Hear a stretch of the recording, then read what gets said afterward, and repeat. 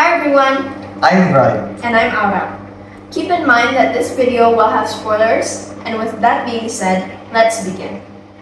So, what exactly is Darq?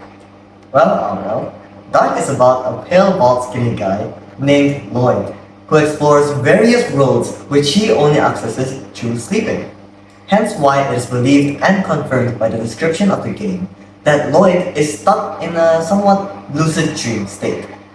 However, in all these dreams, an interior of a house which resembles a Victorian or World War II era technology and furniture, with either end of the walls house being destroyed, is shown throughout the game.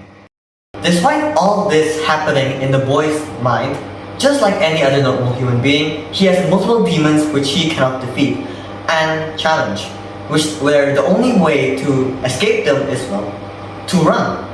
But what do these demons resemble, and who were they in the real world? Who exactly was Lloyd?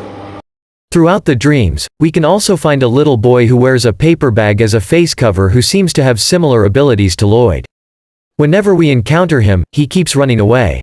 Throughout the dream, apart from all of the different enemies, one specific enemy, an old lady in a wheelchair, seems to specifically torment and hunt Lloyd.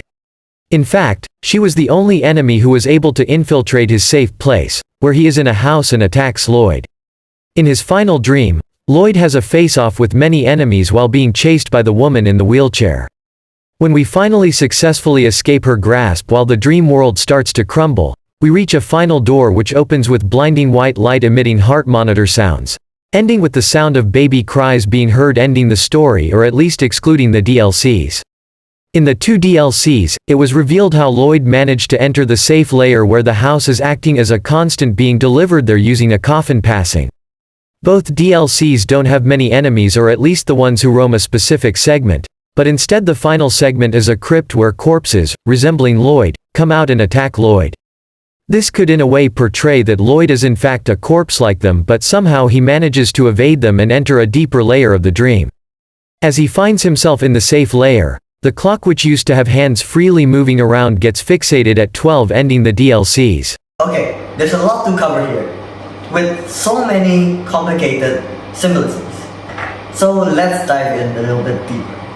I believe that Lloyd used to be alive in the real world, but lost his life and traveled to a surreal world, or astral world, where many like him reside. But Lloyd, being confused and unhappy with his current condition, constantly tries to escape, while the monsters, which are technically the guardians of the place, constantly attack him because, well, they won't let him escape.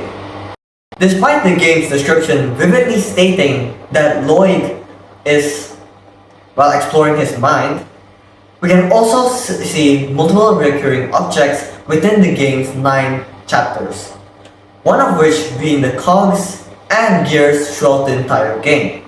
In fact, they also show up on key artwork for Darq 2. It's obvious that these gears are far more than simply tools to solve puzzles and navigate levels. They definitely have a deeper meaning. But what does that mean? Well, this was actually pretty simple. We know that gears and cogs turning are a common expression of how our brain works.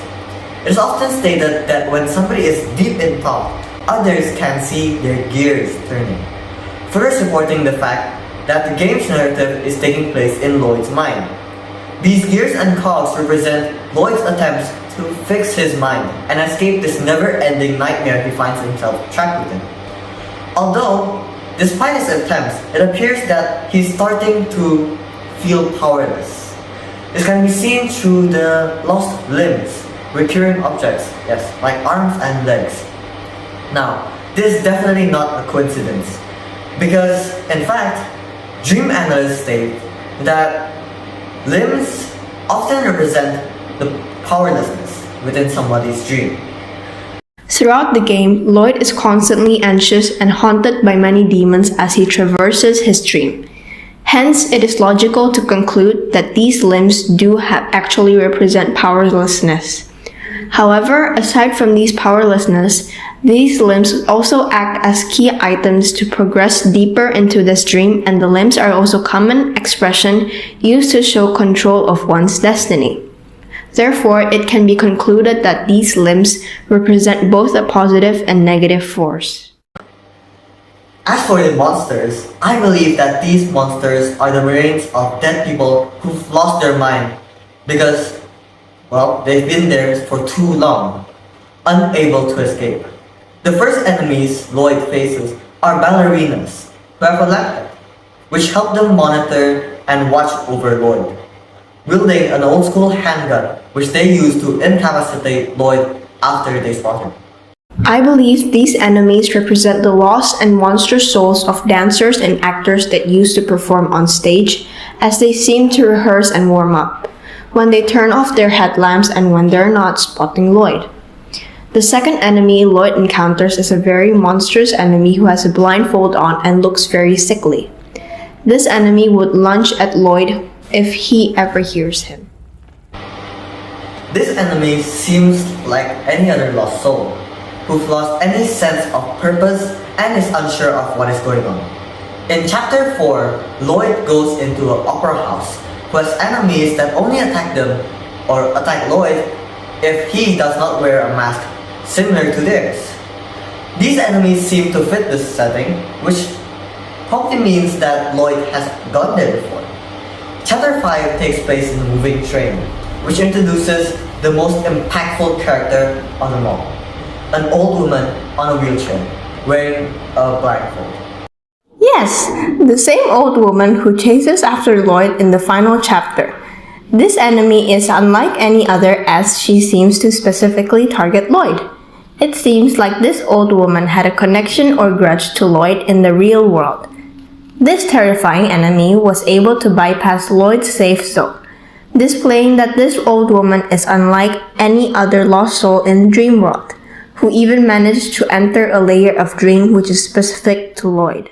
I believe that these chapters actually represent Lloyd's past memories, as if he's going through his life one last time. In the 6th chapter, we enter a hospital, his final destination. One thing that's interesting about this chapter is that the old woman, instead of attacking Lloyd, simply sits in her wheelchair observing him. And one interesting enemy from this level is the plague doctor, which incapacitates Lloyd telekinetically. This probably shows that the doctor in real life, or before he died, didn't treat him very well. And this chapter ends with Lloyd entering an elevator, which instantly brings him to the 7th chapter. The 7th chapter takes place in a cave where Lloyd runs away from the old woman with a boy with a paper bag mask following him, heading towards the same direction. All of the enemies throughout the game are also present in this chapter, trying to prevent Lloyd from reaching his goal. At the end of the cave, Lloyd reaches a large door which opens. As our screen gets engulfed by the blinding white light, we hear a baby and a heart monitor machine representing rebirth or childbirth. It seems that throughout the game, Lloyd has been trying to find his way back to the living world through childbirth, while the rest of the monsters lost sense of their purpose and became, well, monstrous and lost souls who failed to escape the astral dimension.